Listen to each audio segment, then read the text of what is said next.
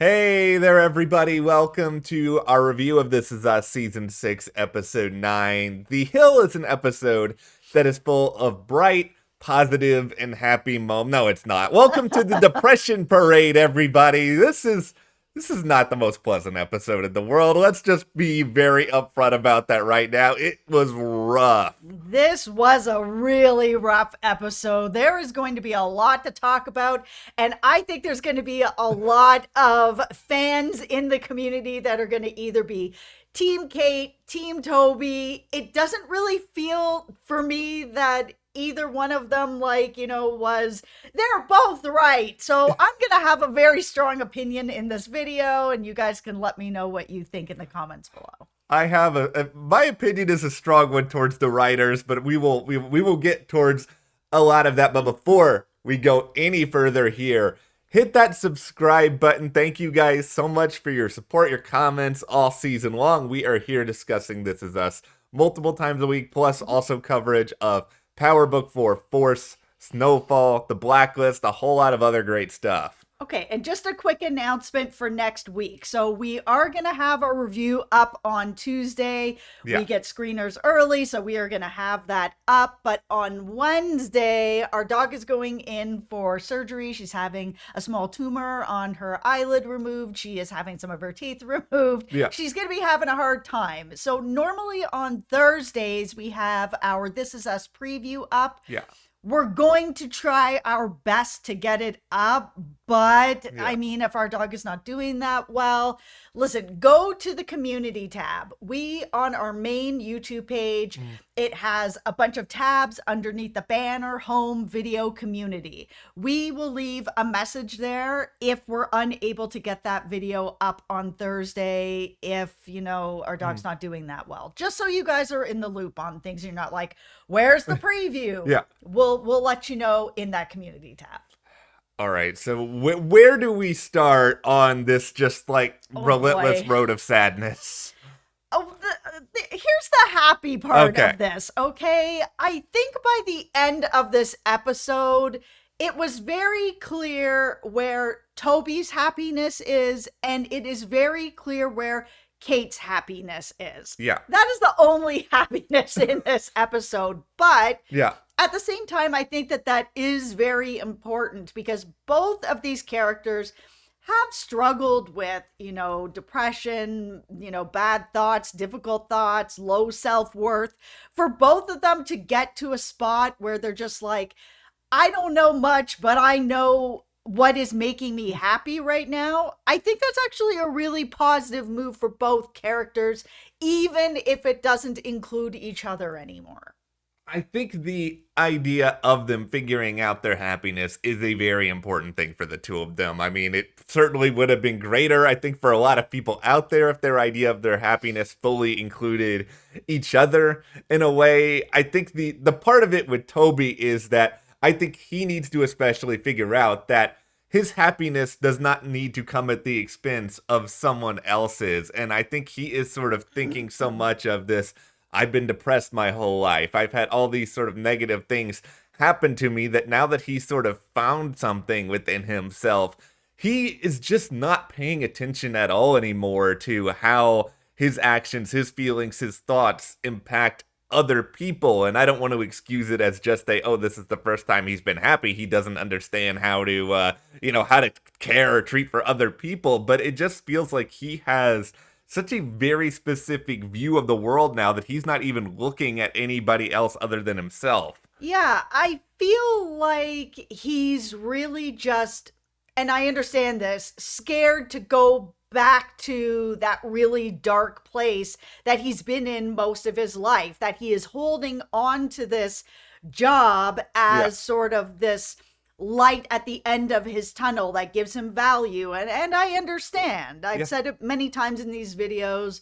My job gives me value too, and it gives me self-worth, but I'm not going to sacrifice family or relationships or friends for my job. And this is sort of where I get into, being a little kind of like to the writers, where it comes in on just Toby really being the person that's just, he hit three really bad things in this episode where I was like, you guys are making him out to be the bad guy. And I was kind of hoping that it was going to be more balanced, where it was kind of like, Yeah. hey, we both realize our happiness are in different places and we're going in different spots. But he did three things that I was just like, ooh, oh no, oh no, no, no, Okay. no. Okay.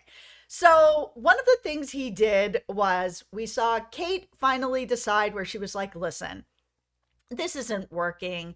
I'd like to come out to San Francisco and I just want to get my feet wet. I just want to see what it's like out there, see, if this is something that I could consider. That's Yeah. all she was ready to do. And that's fair. And that should be fair. So what happened?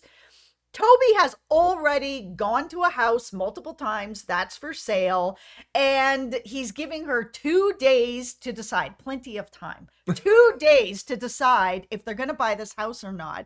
But the biggest thing that I was like, no, you don't get to do that, is he went behind her back and he got their house appraised to already get sold. And he got pre-approval for Kate financially without her permission, which is a straight up like, you just gotta go. Like, there's no way. This is the one, this specific one is the one that I have my hardest time wrapping my head around, because we'll get to Toby's other indiscretions, but it just feels like they could have included those other indiscretions and that would have been enough. That this one in particular, it felt like the writers did sort of pile on Toby in a way that didn't feel necessary. And I also just I don't think the Toby, and I know that there was so much in this episode about like the old Toby versus the new Toby or whatever, but I just don't feel like any iteration of Toby that we have seen over the years would be like this plotting and this sort of manipulative of a situation towards Kate. It felt like too much of a stretch that it just didn't need to be there. He could have just shown her the house and been like, I've been looking a lot at this house and, I would love, this seems like a perfect place for us to move. And you could have still shown, okay, he's putting pressure on her. There's a part of this that's difficult, but not having gone through all the financial steps. That's the part of it that felt like just a bridge too far for the characters and a little bit of a misstep on the writers to go there. Okay, so we've also been talking in these videos a lot about why is Toby not continuing to just look for a job in LA? Like, a job is a job. It's important. It's important to feel value at your job. Toby said that in this episode. I completely understand.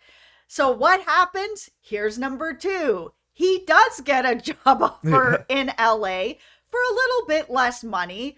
But still, he could have come back. His house is there. His family's there. We saw this sort of montage at the beginning where, Kate is very happy in her home. She's taking care of the kids. The kids have a very good social life. She has a very good social life. Jack, who has special needs, is learning how to maneuver around his house by himself to figure out how many steps it is to get from his house to the end of the road for safety, to be able to get to the park, and like everything at work. The neighbor is back. Gregory is back. Yeah, finally. Yeah, like there's roots there that are very important for children as they're sort of growing up. And it's just, he doesn't want to come back. I don't think this is really about the money, where he's kind of like, oh yeah, I got this job offer and I just said no without even speaking to you about it, speaking about anything about it, because I want to make sure I have enough money to make sure that Jack can have everything that he could possibly need, not kind of taking into consideration that maybe Jack does have the things that he needs, which is Kate and what she's doing for him. A lot of people, this is just an unfortunate thing in life. A lot of people don't see the primary parent and their caretaking as like an important job and routine for kids. And then you put in special needs. And it's like, there are options to help with that if you don't have money, Toby.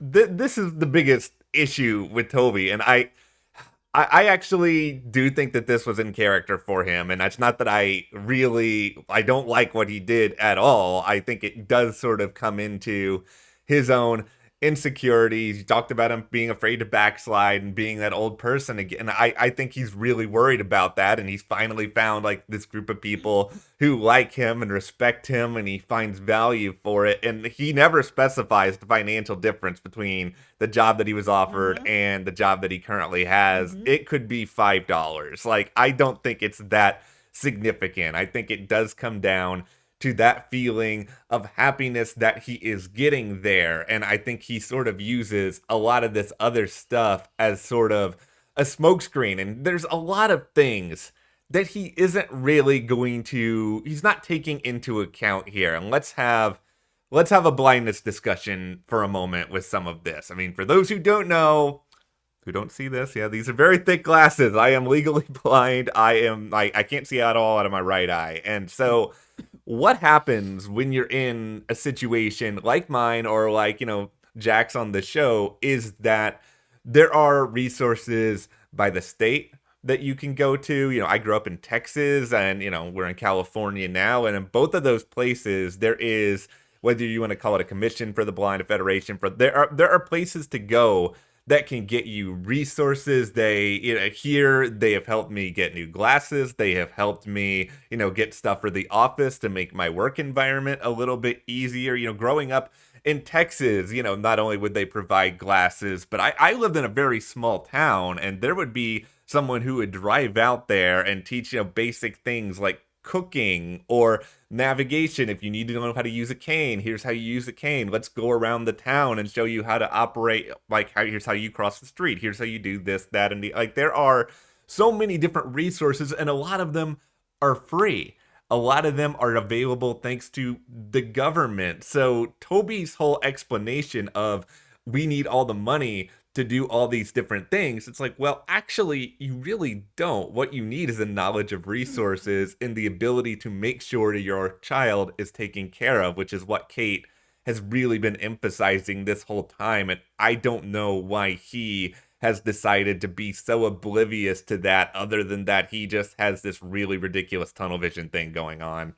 Toby just wants what Toby wants, which brings us to point number 3 with piling on Toby. Yeah. Of where I finally was like, I'm out of this marriage now. Like, I just don't want to see these two together anymore, which was the ultimatum.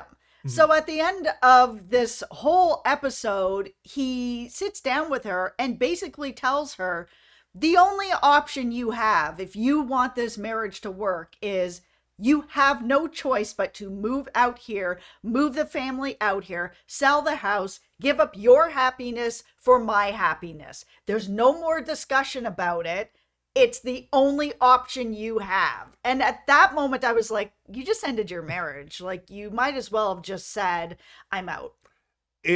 The thing that made it especially hard was that it wasn't something said in the heat of the moment. It was, okay, some time has passed after, the incident at the work party. He had time to think about this, to figure out a solution that could work for both of them, and he comes up with, okay, this is the solution, when it's like, okay, you may not be able to go take that job that you didn't tell Kate about, like that may be gone, but guess what? There are still other jobs in Los Angeles. This is the only way our family will ever work. It is okay, this is the only way I want to make our family work, and if you don't like it, too bad. And it's a heartbreaking thing to see, because, we have seen like the glory days of Kate and Toby on this show when their relationship worked so much better and there was, so much love that was visibly there. And it just feels like in that moment,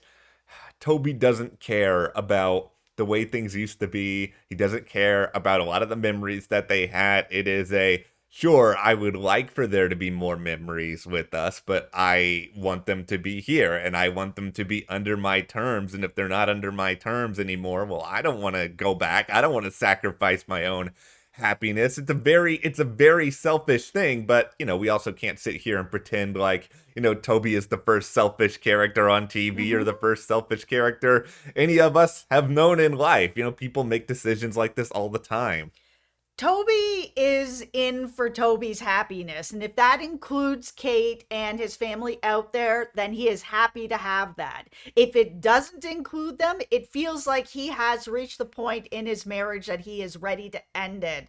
That ultimatum tells me that because they were only together for like 2 days. There Yeah. was no real time for any discussion. He had decided before she even came out that this is how the way it was going to be. I mean, he Yeah. brought her to this house, that he went behind her back to already get her pre-approved for a mortgage. Like he had already decided that if she didn't like it after this weekend, then she can go kick rocks and that's the end of the marriage. And that it's such a hard thing. That's why for me in this episode, I've never been the biggest Kate fan. I've never disliked her Yeah. as some of the fan base does, like just straight up hates Kate. I'm not there. I've always been kind of just in the middle where I just felt like she didn't have enough development. Like Mhm. we've seen a lot of change in Randall. We've seen a ton of growth and change in Kevin. Kevin's character has Yeah. been like 10 out of 10 growth. Yeah. But Kate has been stuck for a very, very, very long time. And this episode really made me feel good about Kate. At the end of this episode, after that ultimatum, Kate decides she's going to walk up one of those San Francisco hills, Good luck. which is like, I wouldn't be able to do that. I don't have the resolve to walk up those hills. I will take a trolley. Somebody need to carry me. I'm not doing that.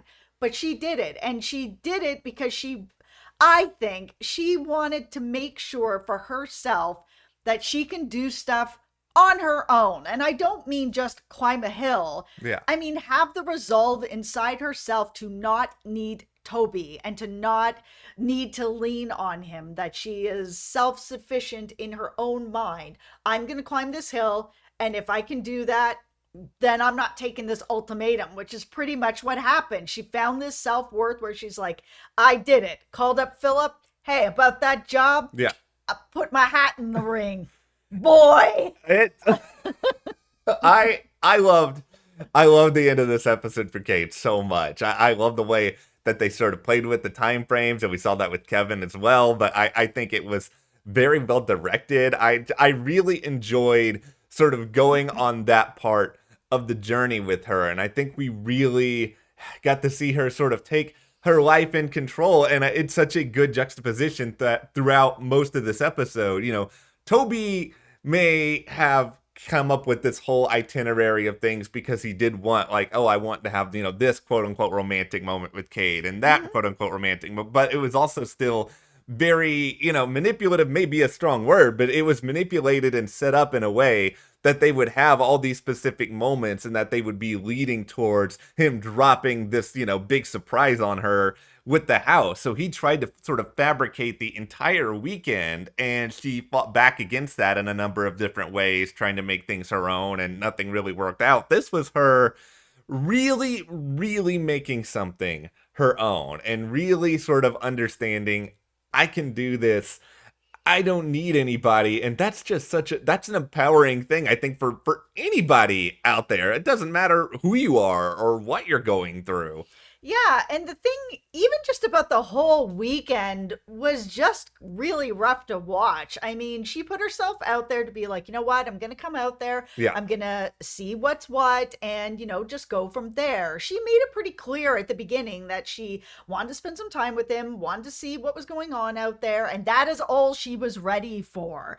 And right away, when she was like, oh, okay, I'm going to be coming in at this time, she already got a call. Yeah. I'm not able to pick you up. Phone call more important. Okay, great. Then she gets there, they finally have a little bit of intimacy. Phone call more important. You just wait right here. I'll be back. Yeah. even when they're out on their day and he's on the phone, again, work more important, she's like, okay, well, maybe I'll take a moment here to see the kids and be like, hey guys, look at what's going on. And he gives her crap for it later on, was like, you can't even go the whole weekend without talking to the kids. It's like, those are your kids. Yeah. Toby, those are your kids. And you've been on the phone the entire time. You even jammed a work event in there to take Kate to. And I know you wanted her to meet everybody and whatever, but that wasn't the weekend for it. The only thing that I will be sympathetic towards Toby for in this episode is the revelation that sort of comes out that Kate has been imagining herself with the old Toby through a lot of this. And, you know, and I will say Chris Sullivan was so freaking good in this episode, because he's basically played two different sides of this same character. And I didn't realize how far Toby had come until he stepped back into those shoes and was sort of the old Toby in here. And I think for, new Toby, I can understand being unbelievably frustrated and even hurt by this sort of idea of, okay, the person who I am, not just on this weekend, but the person who I've been isn't enough for you. You like the version of me that was, in many different ways knocking on death's door and was miserable and unhappy and unhealthy. Like, I think that's a very difficult thing for him to deal with, that confuses him, that frustrates him, and maybe we saw some of his later behaviors in the episode be a byproduct of that, but that is completely independent of everything he set up and manipulated and orchestrated, because he did all of that well before he'd even heard Kate say any of those words. So I feel for him with some of that, but I think for him that needs to be sort of a wake-up call of, okay, she's not having a connection to me in this part of my life. Why is that? Can I fix it? Or if I can't fix it, we both do need to move on. We're happier in different worlds in different ways. Yeah, and I think that conversation that Toby had with her about that, I think that also was part of her decision to stay where she's going to be and to put down even more roots. Because I think at that point, being around the apartment, seeing the different clothes, seeing the different things there, that she was kind of like, he's changed for the better in a lot of ways, also not for the better in some other ways, but that she hasn't moved. And we saw that kind of in the past as well, with her in the pool, with her back at the empty pool, that she's stuck and she hasn't been able to change. And one of the reasons she's still imagining the old Toby is because she's still insecure and broken down and hasn't been able to move. And hearing that from Toby, kind of like, you want to still be with the old Toby, the broken Toby, the Toby that like I had a problem with, gave her self-reflection to be like, why do I want to be with the old Toby? Is it because it's helping me stay stuck in where I am in life? And maybe I don't want that anymore. There are so many just good little emotional things that we saw all these different characters go through, as difficult as this episode was. I mean, just a couple of little things here as we start to wind down. It was nice to see just Madison as a friend in this episode, finally. I loved the whole montage at the beginning of her life and everything that was there and everything that was happening, seeing Madison there, that they're still such good friends. Yeah. That was why one of the things that Toby said, I know this is a pile on Toby video, but whatever. Toby, you did what you did. So when he was kind of like, yeah, you're happy without me now, and you pushed me out of that place, and now you're feeling good about yourself and your happiness. It's kind of like, you left, dude. Like, what did you expect her to do? So to see that she has made a life for herself with Madison and her friends and the neighbor and work, it's like, good for Kate for being able to make the best out of a crappy situation of your husband not being there. Yeah, and I gotta say, out of all the episodes of This Is Us that we would have some extended Fight Club metaphor, this was not the one that I thought we were going to get it on. But no, I think this was a very well done episode, a really difficult episode. I do wish that, I wish that the show didn't pile on Toby as much, but I mean, this is what they gave us, so we have to just work on the basis of what they gave us, right? Yeah, it was it was difficult to see Toby get piled on because there were some, as I said, three things I was kind of like, ooh, Yeah. like, why is it only really Toby that's kind of getting the short end of the stick here? Because he's not a bad guy. And like you said, that financial thing, that's a bad guy move. That is not an Yeah. okay thing to do to your partner in any way, shape, or form. The other things, they're not great, but you can get kind of around them. But like that one is just like that's just a bad guy move. And I just don't think that Toby is. I think the writers kind of missed the mark on just that thing. Here's one more, just in case you don't have enough dread already about this relationship. We still haven't had the smoker incident. I'm sorry, everybody. That is still coming. Yeah, the thing for me is now I don't know obviously what happens with the smoker incident, but I'm kind of at a spot where the smoker incident doesn't matter anymore. Once that ultimatum sat on the table, I was like, this marriage is done. It doesn't matter what happens anymore. Jack bonks his little head or whatever. Yeah, Their marriage is already over. The minute he put that ultimatum out there and the minute she made that phone call and was like, I'm ready to set up deeper roots. Yeah. What do you got for me, Philip? Well, Philip's got a lot for you, Kate. Eventually, he's going to have an engagement ring as well. Yeah. We've seen the flash forwards, but okay, all right. We'll be back, of course, to discuss the next part of the Big Three trilogy, the final part, the Randall part, which I am very, very excited about. But, of course, hit that subscribe button. Follow us on Instagram at Matt and Jess TV, and we will see you here next time.